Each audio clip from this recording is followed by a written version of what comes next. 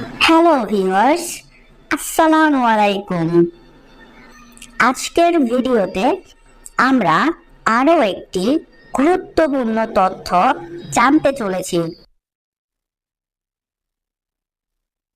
আজকের ভিডিওতে আমরা জানতে চলেছি জোকের গায়ে লবণ দিলে কেন জোক মারা যায়। চলুন শুরু করি।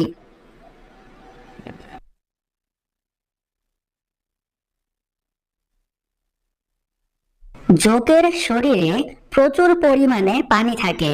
তাদের শরীরে একটি অর্ধভেদ্য পর্দা দ্বারা ঢাকা থাকে। আমরা যখন তাদের দেহে লবণ ছড়িয়ে দেই, তাদের মিউকাস অর্থাৎ যার সাহায্যে জোক চলাচল করে, এর মধ্যে উক্ত লবণ প্রবেশ করে।